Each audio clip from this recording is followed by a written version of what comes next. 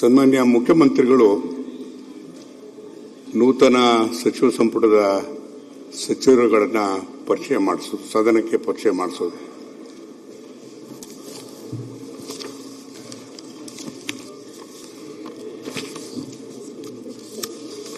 ಸ್ವಲ್ಪ ಕೂತ್ಕೊಳ್ತೀರಾ?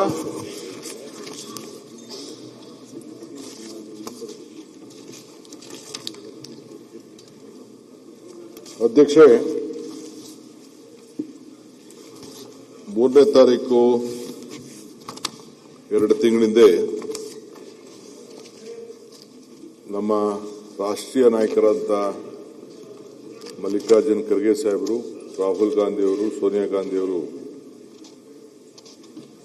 ನಮ್ಮ ಪಕ್ಷದ 2 ಪ್ರಧಾನ ಕಾರ್ಯದರ್ಶಿಗಳು ವೇಣುಗೋಪಾಲ್ ಮತ್ತು ಸುರ್ಜಿವಾಲಾ ಅವರೆಲ್ಲ ಚರ್ಚೆ ಮಾಡಿ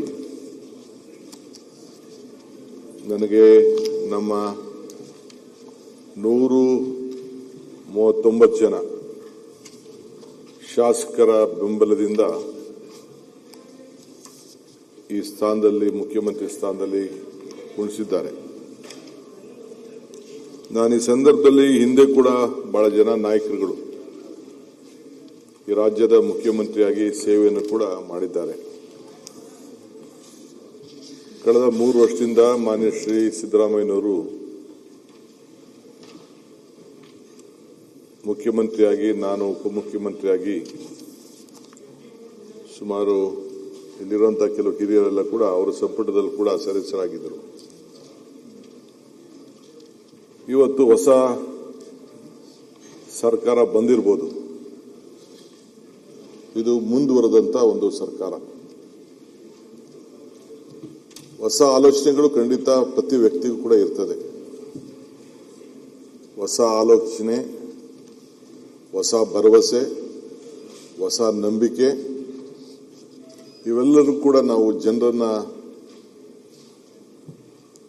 ವಿಶ್ವಾಸಕ್ಕೆ ತೆಗೆದುಕೊಳ್ಬೇಕಾದ್ದು ನಮ್ಮೆಲ್ಲರ ಕರ್ತವ್ಯ.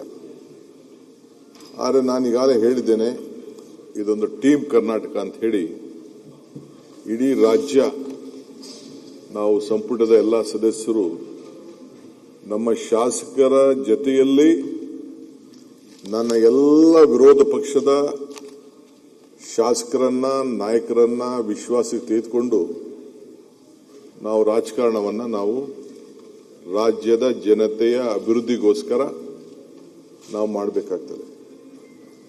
ನಾವು ಚುನಾವಣೆ ಬಂದಾಗ ಬೇಕಾದಷ್ಟು ಜನ ವಿವಿಧ ರೀತಿಯಲ್ಲಿ ತೀರ್ಮಾನ ಬಂದಾಗ ಅದಕ್ಕೆಲ್ಲ ನಾವು ಪ್ರಜಾಪ್ರಭುತ್ವ ವ್ಯವಸ್ಥೆಯಲ್ಲಿ ನಾವೆಲ್ಲ ಒಪ್ಕೊಳ್ಳೋಣ.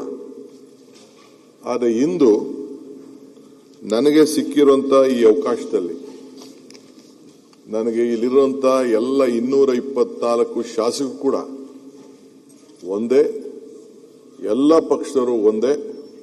ನೀವು ಹೆಂಗೆ ಈ ಸ್ಥಾನದಲ್ಲಿ, ಒಬ್ಬ ಹಿರಿಯ ಸ್ಥಾನದಲ್ಲಿ ಕೂತ್ಕೊಂಡು ಎಲ್ಲರಿಗೂ ಕೂಡ ನೀವು ಗೌರವನ ಕೊಡಬೇಕೋ, ನಾನು ಈ ಸ್ಥಾನದಲ್ಲಿ ಕೂತ್ಕೊಂಡು ಎಲ್ಲರೂ ಕೂಡ ಒಟ್ಟಿಗೆ ತೆಗೆದುಕೊಂಡು ಹೋಗಬೇಕು ಅನ್ನೋದು ನನ್ನ ಆಸೆ.